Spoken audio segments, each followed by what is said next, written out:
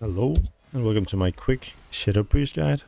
This is just going to cover Mythic Plus specifically. And I'm going to go over stats, trinkets, what to use your sparks on, the Mindbender build and the opener, and why it's so popular, and which dungeons I use it in myself. So for stats on Shadow Priest, you want Haste Mastery. For max damage, that's it. Trinkets, you want the Voidmender Shadow Gem from Shadowmoon, and you want the Rage Feather from Knockout. Sparks wise, you want to craft the neck with Haste Mastery. You want rings, both rings with Haste Mastery, because they do not drop from Mythic Plus. So you craft a neck, 2 rings, and I would suggest pants as the last one.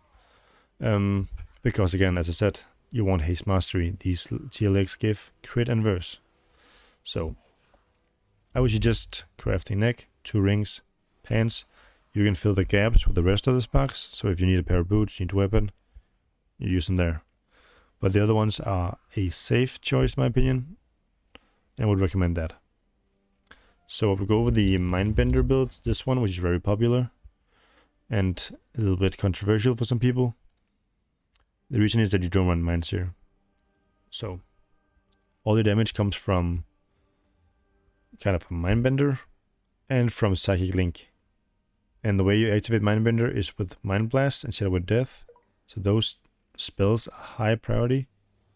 And also having all your dots on targets. And the most common mistake I see is people will open with Shadow Crash. But you're not running Mental Decay, so that means that you don't have a way of refreshing your dots.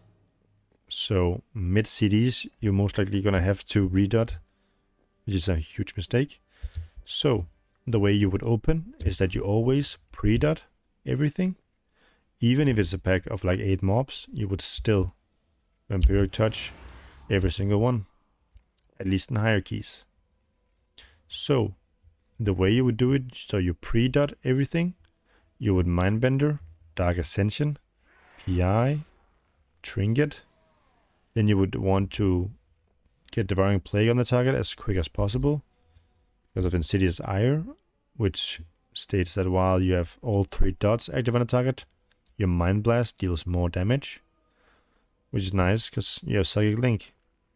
So all targets with your dots on them gets cleaved down by all your spells, which includes Mind Blast, Mind Flay, also Mind Flay Insanity, Mind Spike, Mind Games, Void Bolt, and Void Torrent. So you want to prioritize using Mind Blast because again it activates your Mindbender and also just deals a lot of damage if you have all 3 dots on the target. The Insidious Ire and your Mastery, which just makes you deal more damage on targets with all 3 dots. So the way you would open is that you would read everything like this. So now I'm just going to slow it a little bit slow. So on Mindbender, Dark Ascension, PI Trinket, Dump Insanity, Mind Blast, quick, Void Torrent, Dump Insanity after this. Then an overcap on Mind Blast, Shadow Crash, refresh the dodge, with Mind Games, Halo, finish off with Death, and just dump your Insanity.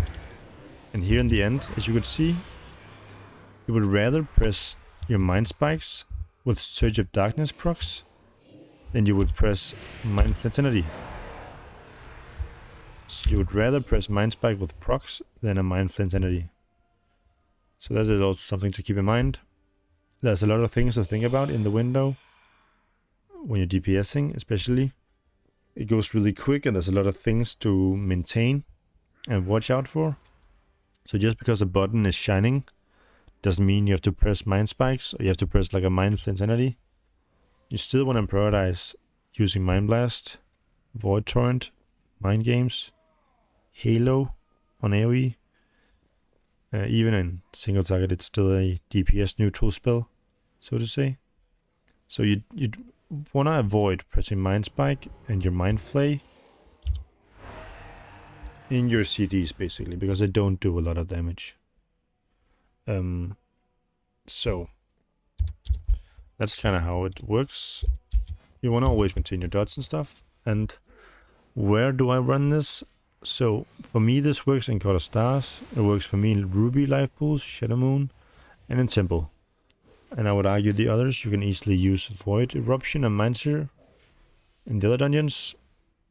I just don't think it works very well in the others ones. So for my meta build, I would go God of Stars, Ruby Life Pools, Shadow Moon, and Temple.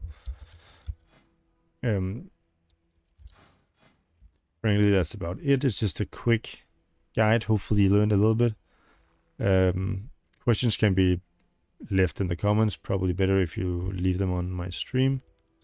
I'll just link in the description.